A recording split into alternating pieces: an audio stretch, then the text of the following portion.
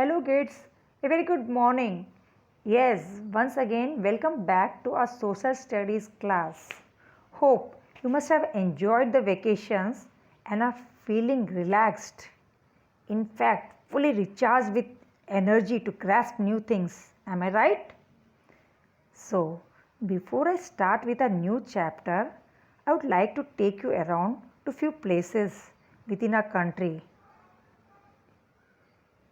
Yes, would you like to see? Here they are. Wow, wonderful. I am sure you all are getting quite nostalgic while watching this, as most of us have the experience of traveling to such places, especially in vacation with our parents. So, children, as we explore these places, we observe that every place is unique or specific in its own way. I mean, they are not similar. Am I right? Yes. Children, I hope you all agree with me that we are the most fortunate to be an Indian. Are you all proud of your country? Obviously, we all are. We live in a country with diverse cultures, languages, traditions, customs, climate. Despite these diversities or differences, we all are unitedly one and one nation. If you go no other country in the world you can find that has so many festivals to celebrate or languages to speak or so many diversities. Even if we speak geographically, we have diverse landforms. In fact, our country is called a subcontinent. You must be wondering, why is it called? So, after all, India is a country. The reason is we have all those diverse landforms or the physical features that usually a continent has. Now, what are those physical features? Children, in simple way, I can explain you that as a face, in our face we have different features, isn't it? In the form of nose, eyes, mouth, ears. Similarly, even a country or a place has its own physical features. So here India is divided broadly into 7 major physical features. You can watch this map carefully and come to know that the major divisions of our country. First of all, in the northernmost part we are having northern mountains which lie towards the north of India. Towards the south of these northern mountains we have Indo-Gangetic plains. We have already studied in previous chapter that the mountains are carrying the silt or the fine soil along with the water flow, and that gets settled in or deposited in the plain areas, and these plain areas are formed. They are called northern fertile plains as they are very fertile, and the other name is Indo-Gangetic plains. The northern fertile plains are also called Indo-Gangetic plains because they are formed because of the river Indus and Ganga.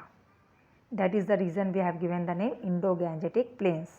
Now when we come towards the western part, we are having this desert, orange colored. This is Thar desert. The major part of Thar desert you are watching, children, it is in Rajasthan, and little part you see in Gujarat, that is Kutch area, and towards the north little part we have in the Haryana area. Now beside this down part yellow you are seeing, it is a central plateau. What is plateau? You all know. Yes, again I say plateau is a high raised level land or a table shaped land, you can say. It is a high raised land steep from the sides and flat at the top.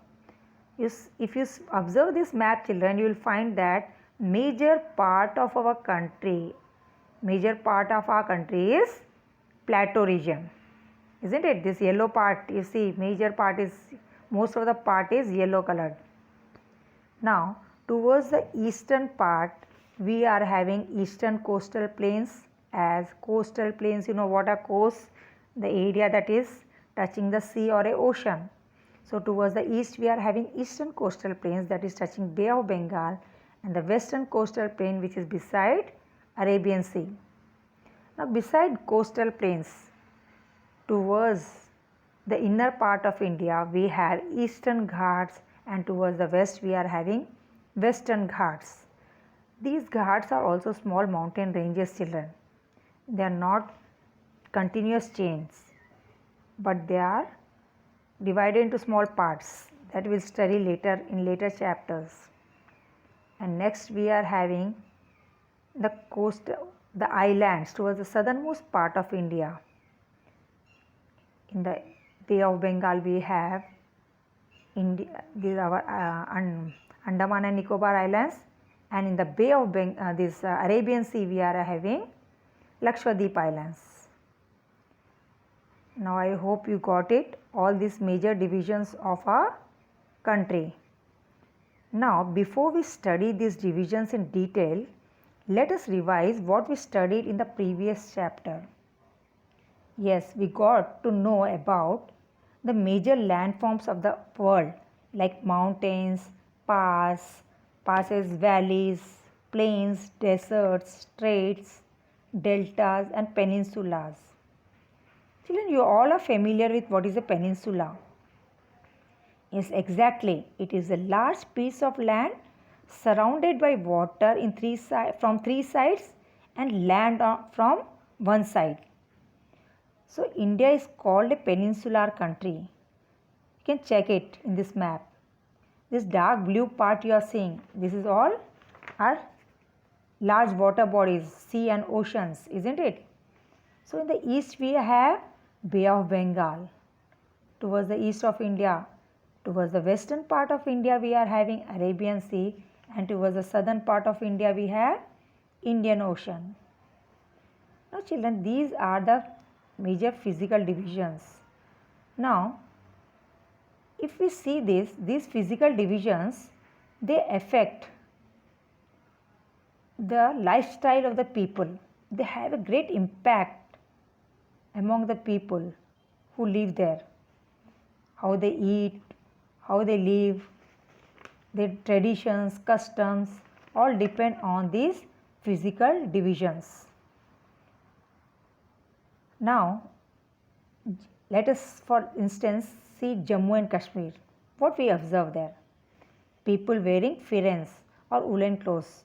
They prefer eating food that helps them to keep warm, to combat the extreme cold weather. If you have tasted the Kashmiri beverage Kawa, it has an amazing benefits as it serves as a warming drink that helps in withstanding the cold weather. So as we move from north to south, we experience the lifestyle, food habits, customs vary, they differ. Why is it so? It is because of the physical features of the place that affects directly or indirectly the climate of the place, and the climate of the place affects the lifestyle of the people. So let us now study about the first division of a country, that is the Himalayan region. Children, you are seeing this map, this white area. These are the ranges, snow-cladded mountains of Himalayas. Do you know these Himalayas are the youngest mountain regions in the world? As you have studied the other ranges in your previous chapter, those were Rocky Mountains, snowy mountains, Ural Mountains, Andes Mountains. These all mountain ranges are older than these Himalayas. And these Himalayas are in fact the highest ranges in the world. The highest peaks of the world, of the mountain peaks of world, lie in these Himalayas. If you have heard about Mount Everest, it lies in Nepal, which is also in Himalayas. Now children, let us know how this word Himalaya has been derived. Himalaya, him plus Alia, two words make the word Himalaya. In Sanskrit, Himalaya means the abode of or the home of snow. Him means snow and Alai means home. So him plus Alai is home of snow. Children, these mountains of Himalayas are still growing. Not only these mountains, even other mountains grow. The reason behind is the earth's surface is made up of large piece of crust called plates. They are layers. These move slowly and bump into each other. They are so slow, the movement is so slow that you can't feel. Under the earth, the movement is going on. And when these bumps, when they bump, one plate collides or goes under the other. The one on the top goes up higher and higher and eventually forms a mountain. What happens? These plates, some plates are going higher and higher, and eventually after a certain period, gradually they form a mountain. And this is how even our Himalayas were formed.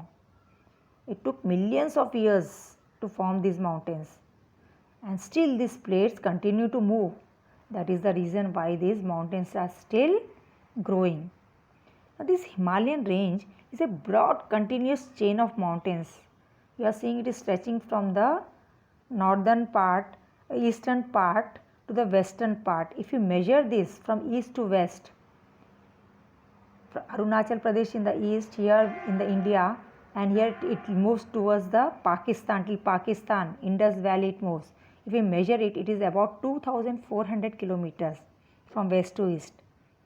It starts in Pakistan here and at the Indus Valley and extends across northern part of India plus Nepal and Bhutan up to the Brahmaputra Valley in our Arunachal Pradesh.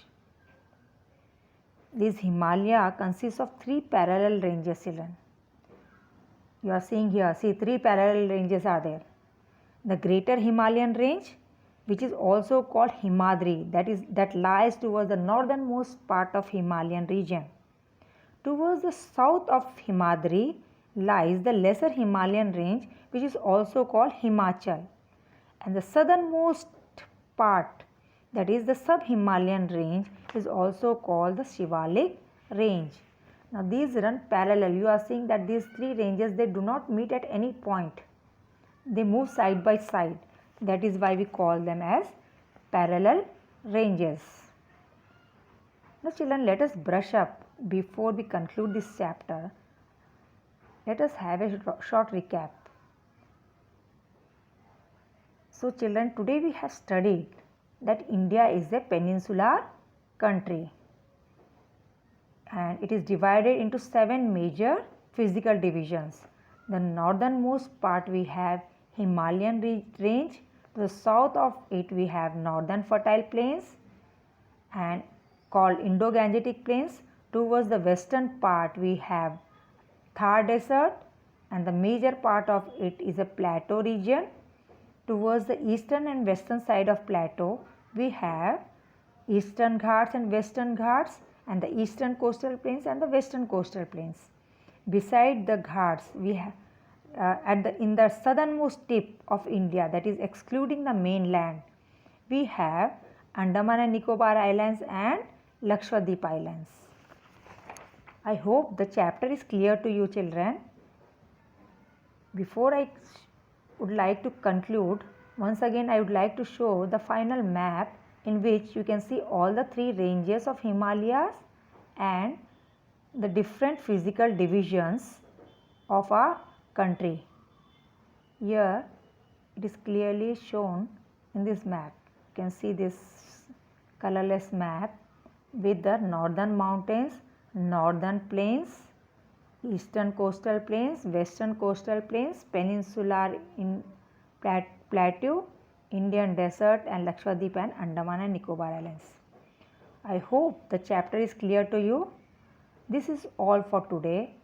We will be learning more about the other physical features in our next class.